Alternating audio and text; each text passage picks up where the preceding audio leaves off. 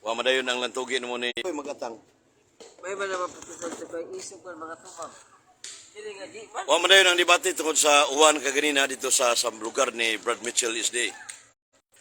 Ya, ikaduha sound sa ato mga kauban ay sa Siblis Negros, si Brad Marvin Dakula, Brad Lorente Umbak, Marcela sa Umbak, Brad Sito Iluna.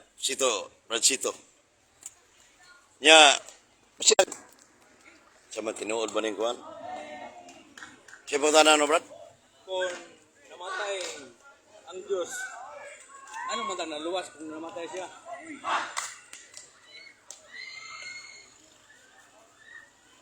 Ang atong tubag na nga nitungod sa kamatayon, tinuod dugma man na sa simbahan nga Christ did on the cross, page 184, fundamental sa pagkatong dugma.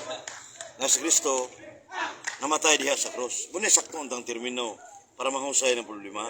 Kristo gyud.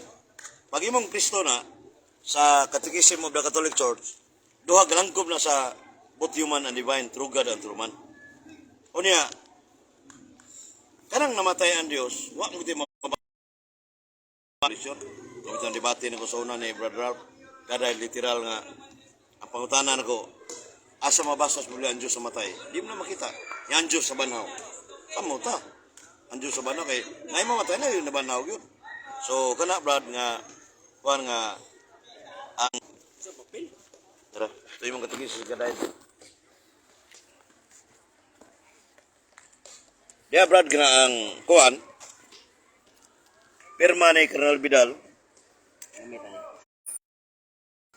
sa ni Brad Sok Fernandez, Brad Adam, ang nakatatak direkyod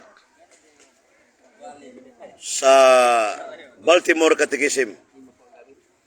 Ngayon, all sufferings, even the least, were infinite value because Abril 18, nga 2019, may resolusyon na siya, convention sa Davao. Unya, karon matingala ta diri nga last page one. Last page. Ini, atong okay na.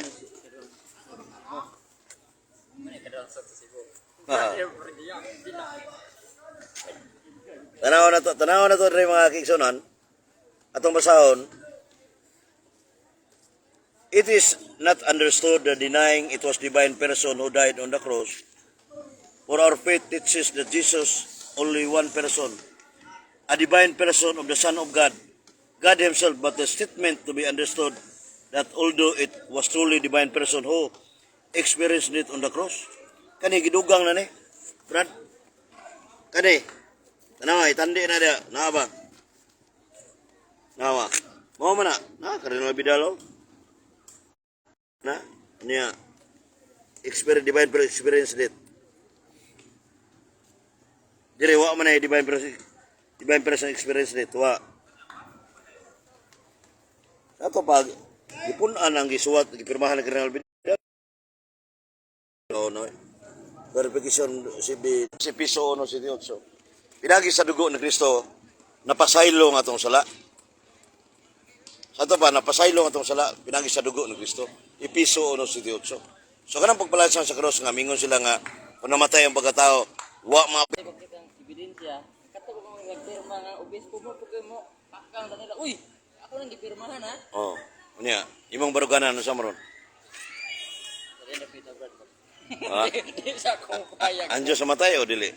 Di sa akong payag na ba. Pero, dili lang akong pangga sa site sa wala. Kasi to, ako na, stand ana Brad. Iba kay, imo ha Brad, Diyos patay ka dili? Dili matay ang Diyos. Mayo na.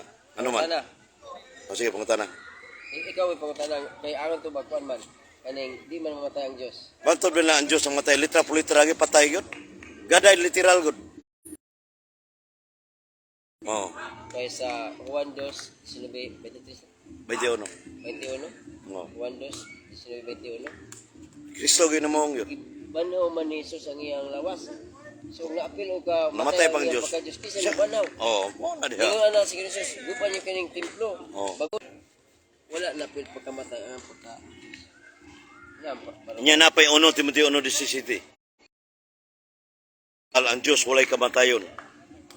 Bugtong matuod nga Dios.